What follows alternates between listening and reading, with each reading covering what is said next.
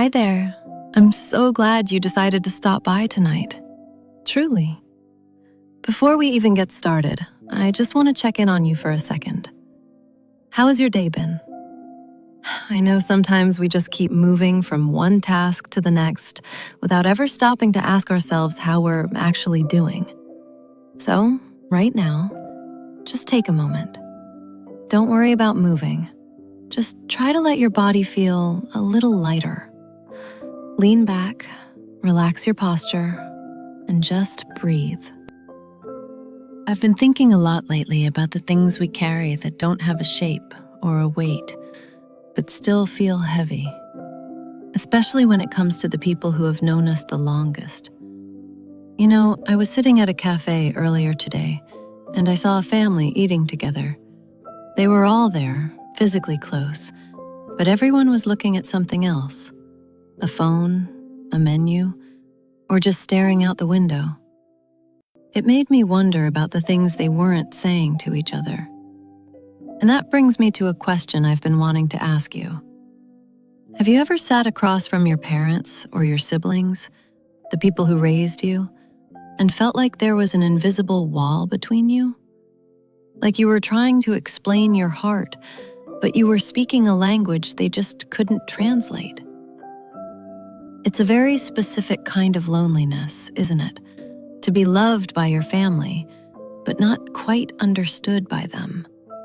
We often call it the gap. It isn't usually made of big, loud arguments. More often, it's built from years of unspoken words. Think about it. Maybe you grew up in a house where love was expressed through practical things, a roof over your head, a hot meal, or a ride to school. But the emotional side of life was left untouched. You learned to keep your dreams, your anxieties, and your true self tucked away in a small corner of your mind because you weren't sure if there was room for them at the dinner table. As we grow up, that inner child inside us still waits for a nod of understanding that might never come. We start to feel like we have to be a version of ourselves just to fit in with the people who are supposed to know us best. It's exhausting to be a stranger in your own home. But before that thought makes us feel too heavy, let's take a breath together.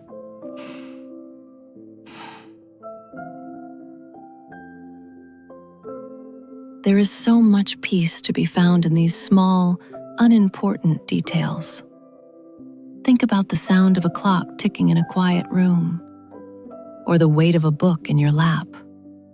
These things don't require you to explain yourself. They don't judge you for not being understood by others.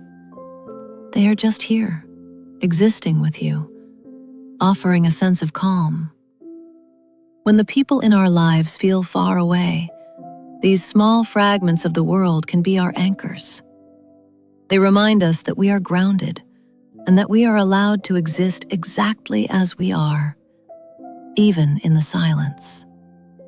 I want to share a little story with you that I came across recently. It's about a woman named Aylin, and I think about her often when I feel unseen. Aylin grew up in a very practical, hardworking family. Her father was a carpenter, a man of wood and nails. Her mother was a nurse, a woman of facts and medicine.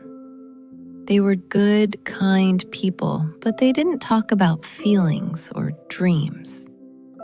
Aylin, however, was a dreamer. She saw the world in colors and metaphors. She felt the sadness of the trees in autumn and the joy of a stray cat in the sun. For years, Aylin felt like a bright bird born into a family of gray stones. She tried to share her thoughts, but her parents would usually just nod and ask if she'd finished her chores. She grew up feeling invisible, eventually moving away with a quiet ache in her heart, the pain of being unheard. Many years later, after her father passed away, Aylin went back to clear out his old workshop. It was a dusty place, smelling of cedar and old oil. Deep in the back, tucked behind a stack of heavy oak planks, she found a small, handmade wooden box. She expected to find old tools or nails, but when she opened it, she found hundreds of small scraps of paper. They were sketches. Her father, a man who never spoke a word about art, had been sketching her since she was a baby. There were drawings of her as a toddler, laughing at a butterfly. There were sketches of her as a teenager, looking intensely at a book with that dreamy look her parents always seemed to ignore. But the most moving part was the very last sketch.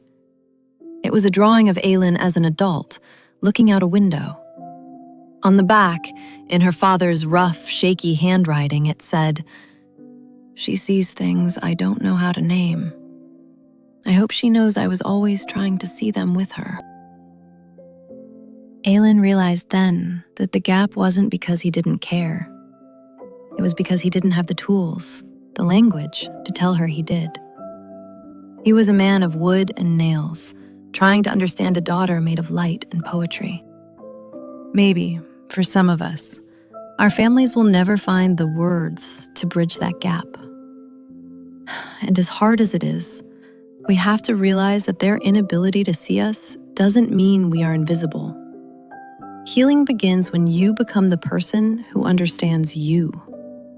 You can be the one to tell your inner child, "I see you, I hear you, and you are enough, exactly as you are."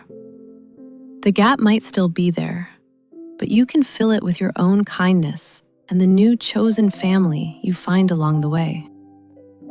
As you prepare to rest tonight, I want to leave you with one final thought. If you could say one thing to your family that you've been holding back for years, what would it be? You don't have to say it to them. Just say it to the quiet of the room. Let the words exist.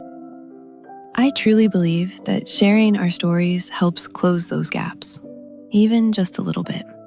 If you have a story about a quiet gap in your family, or perhaps a moment where you realized you were loved in a way you didn't expect, I would love to hear it.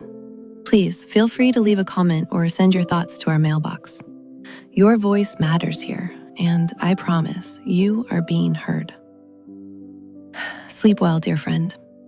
May your dreams be as gentle as the night air. Good night.